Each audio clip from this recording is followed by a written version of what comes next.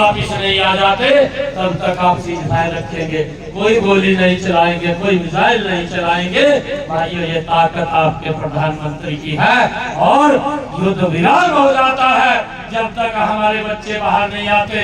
और वहाँ के प्रधानमंत्री और राष्ट्रपति रूस के मेरे प्रधानमंत्री को बोलते हैं कि अगर आपका बच्चा कहीं फंस जाता है तो तिरंगा लेकर के आ जाए, हमारे देश की आर्मी उनको सुरक्षित स्थान के ऊपर ले जाने का काम करेगी। ये ताकत भाइयों आपके प्रधानमंत्री की है। मैं आप लोगों से कहना चाहूंगा कि आप लोग आइए, इस देश के विकास में, नरेंद्र मोदी की मजबूती में भाइयों हम मिलकर के उनको तीसरी बार प्रधानमंत्री बनाने का काम करें। भाइयों, हमने देखा है, मैं आपको एक और बात बताना चाहता हूँ, 500 वर्षों तक भगवान श्री राम के मंदिर को लेकर के भाइयों विवाद चलता रहा कि भगवान श्री राम का मंदिर अयोध्या में वो टेंट में विराजमान रहे, परंतु वहां पर भगवान श्री राम का मंदिर नहीं बना।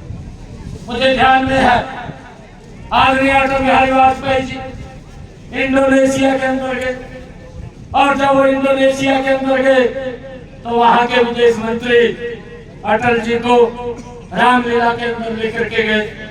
इंडोनेशिया एक मुस्लिम देश है, आज भी वहां पर भगवान श्री राम की रामलीला होती है। और जब वो मंच के ऊपर गए तो इंडोनेशिया के विदेश मंत्री को अटल जी कहने लगे कि एक्सेलेंसी ये क्या है, और वो वहां के विदेश मंत्री अटल जी को कहने लगे कि अटल जी आप जानते नहीं है, ये भगवान श्री राम है, ये लक्ष्मण है, ये सीता है, ये भगवान श्री राम की लीला हो रही है, ये राम लीला हो रही है। अटल जी कहने लगे कि हाँ मैं जानता हूँ कि राम लीला हो रही है। और वहां के विदेश मंत्री ने अटल जी को कहा कि अटल जी, आपके देश के अंदर भगवान श्री राम का जन्म अयोध्या है, परंतु अभी तक अयोध्या में भगवान श्री राम विराजमान नहीं हुए, क्या कारण है? अटल जी कहने लगे कि हाँ वहां पर विवाद चल रहा है। उन्होंने कहा कि कोर्ट के अंदर चल रहा है, अभी वहां पर भगवान श्री राम का देश के अंदर ये डिसाइड नहीं कर पाए कि भगवान श्री राम की जन्मभूमि अयोध्या है। और भाइयों, इस बात को लेकर लंबे समय तक देश के अंदर राजनीति होती रही है, और उस भय को लेकर के देश के अंदर एक वातावरण खड़ा किया गया, और ये खड़ा किया गया कि यहाँ पर भगवान श्री राम का अगर मंदिर बन गया तो देश के अंदर खून की नदियां बह जाएंगी। परंतु भाई ये नरेंद्र मोदी है, ये आप लोगों की वोट की ताकत है। मैं आप सबके चरणों में हाथ जोड़ करके प्रणाम करता हूँ कि वो ताकत है आप लोगों की। आप लोगों ने कमल का बटन दबाया, 500 वर्षों के बाद भगवान श्री राम का भव्य और दिव्य मंदिर अयोध्या की बदल करके तैयार हो गया। और भाइयों, एक पत्ता नहीं हिला, एक पत्ता नहीं हिला। जो लोग बोलते थे कि खून की नदियां बह जाएंगी, भाइयों ये भगवान श्री राम है, ये आग नहीं, ये विकास है। और भगवान श्री राम इस राष्ट्र की आराध्य है, इस राष्ट्र की आत्मा है। और भाइयों, हम सब ने मिलकर के ऐसे व्यक्तित्व को जिसने एक एक समस्या का समाधान किया है, एक एक समस्या का भाइयों समाधान करके देश को विकास की एक नई दिशा दी है। मुझे ध्यान में है, हमारे आर्मी के लोग यहाँ बैठे होंगे, उनको मालूम होगा, मैं नॉर्थ ईस्ट के अंदर, असम के अंदर गया।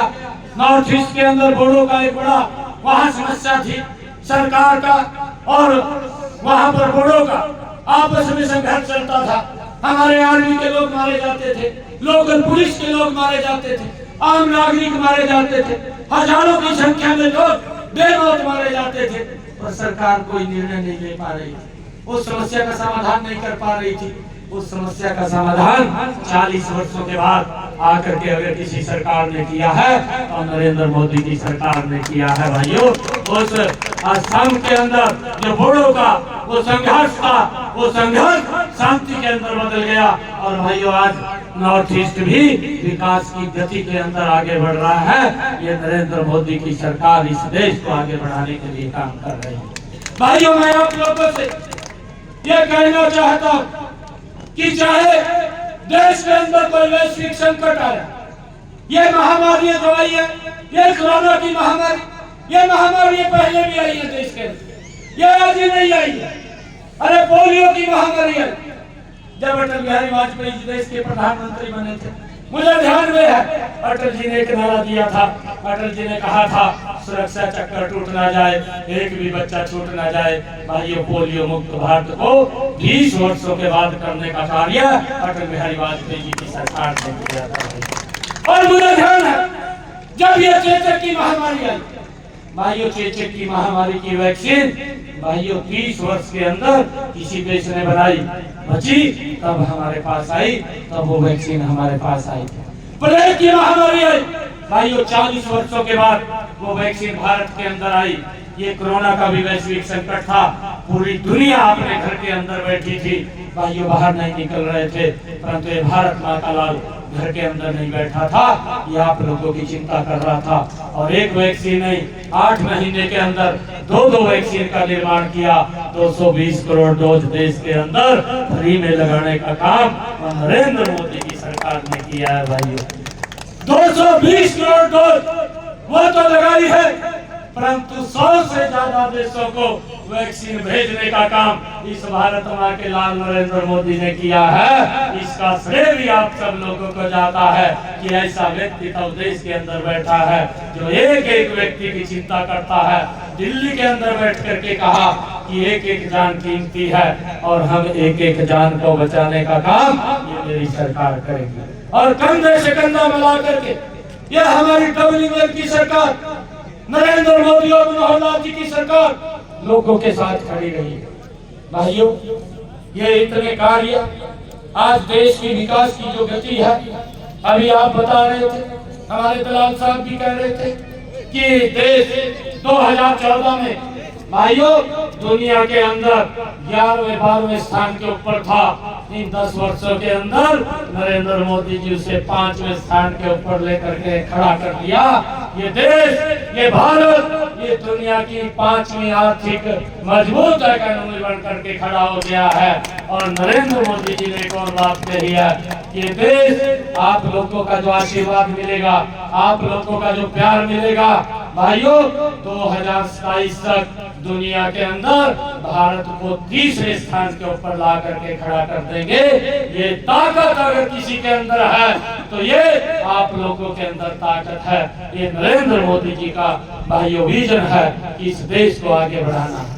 ये खाली हम दुनिया के अंदर 5वें स्थान के ऊपर आ गए हैं भाइयों, ये कहने की बात नहीं।